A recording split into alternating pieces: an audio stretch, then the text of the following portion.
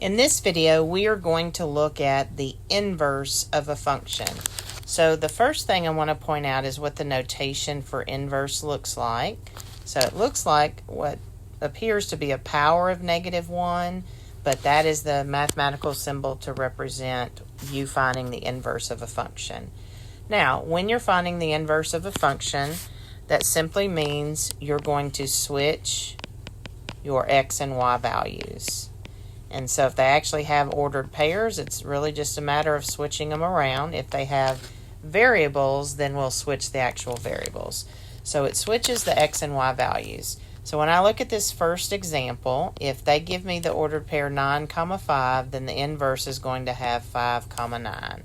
And notice they already have the parentheses for the ordered pairs. If they give me the point 8, 10, the inverse will have 10, 8. If they give me the 0.2, 4, the inverse will have 4, 2. And finally, if they give me -2, -8, the inverse will have -8, -2. So that is the inverse.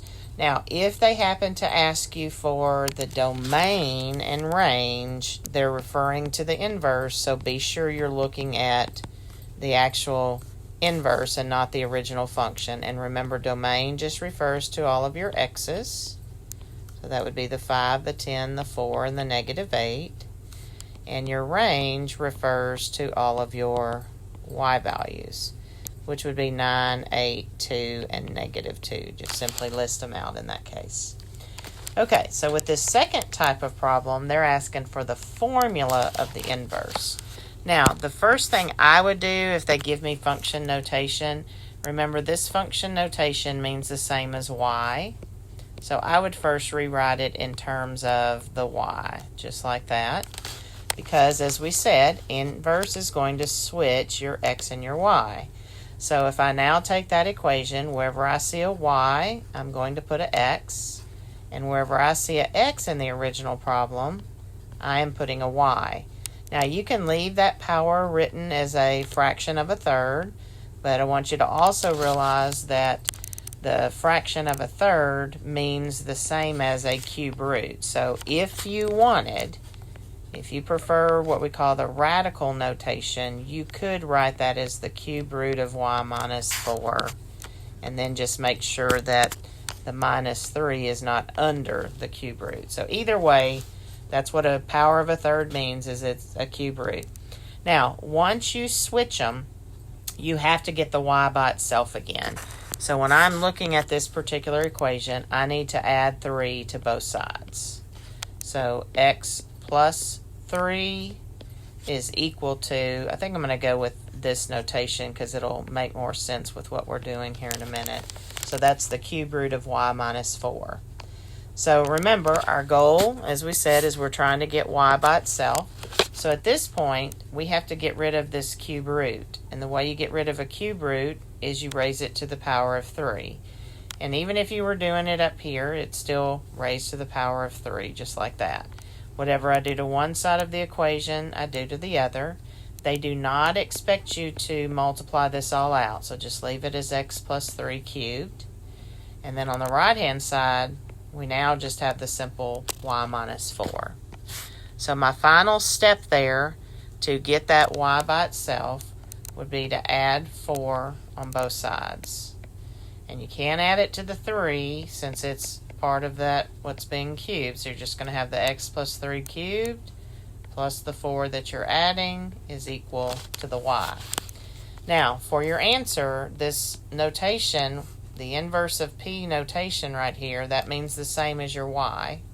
So don't plug that into the box.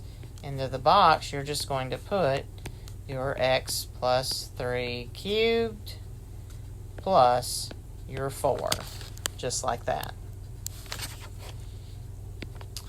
All right, on this particular one, so again, they've given it to me in function notation. So the first thing I would do is replace that f of x with your y.